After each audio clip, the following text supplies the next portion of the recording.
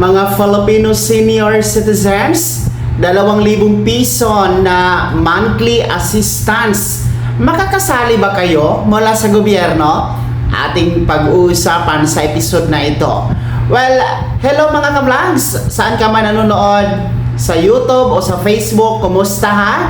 Mga senior citizens, marami kasi ang mga nababasa ko mga komento, nagtatanong, mayroon ding mga nag-message sa ating official Facebook page Messenger, nagtatanong kung makakasama ba ang mga senior citizens sa 2,000 piso na buwan ng assistance mula ngayon July hanggang Disyembre 2026 under the Uplift Assistance Program ng pamahalaan. Well, eto atin yung lilinawin, no? Kasi marami ang umaasa. Well, saan ba napabilang ang ating mga senior citizens na grupo? Kasi yung ating Uplift Assistance Program na 2,000 piso, meron po yung kategorya na nahahati sa tatlo, no? Tatlong grupo. Well, ang unang grupo ay para sa mga benepisyaryo ng 4Ps ng DSWD at walang gutom program. Then yung group 3 ay para sa mga SSS members na may mababang monthly salary credit na 20,000 pesos pababa. Well, itong group 2, dito napabilang actually ang ating mga senior citizens. Dahil ang group 2, sila po yung mga pamilyang Pilipino na mababa po ang income, no?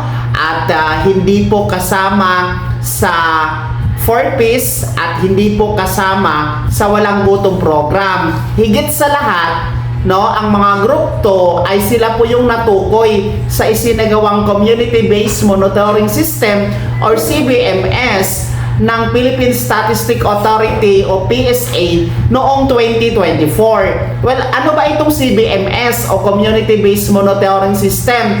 Ito po ay parang survey na sinagawa ng PSA noong taong 2024. Kung mapapansin nyo sa inyong mga bahay, sa inyong mga pintuan, meron niyang nakapaskil na from PSA during that CBMS survey.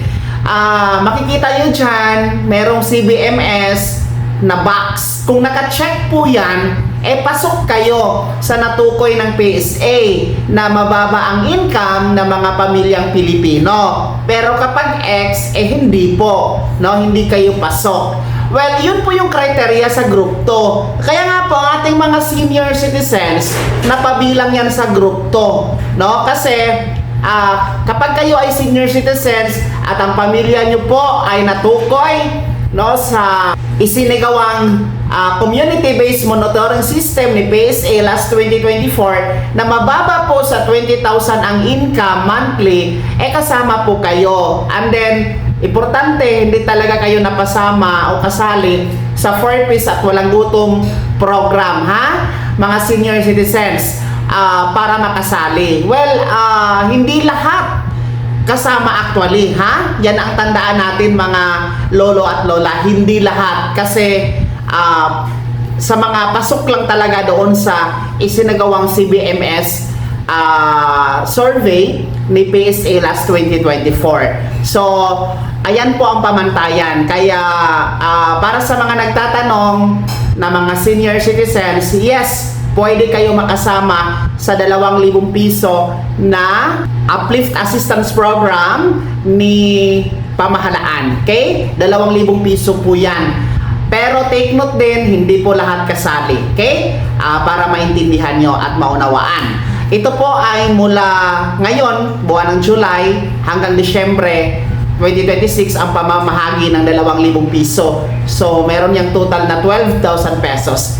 Kaya, mapalad ang mga kasama dito, no? Kasi malaking bagay na din po yung 12,000 pesos para sa inyong mga pangangailangan, mga senior citizens. Kaya naman mga ka-vlogs, mga seniors, sino sa inyo dito yung mga nakatanggap at pasok sa 2,000 piso na Uplift Assistance Program? Meron po ba? Pakibahagi naman sa comment section na nasa baba. Maraming salamat sa pagtutok. God bless. Mag-ingat mga ka-vlogs.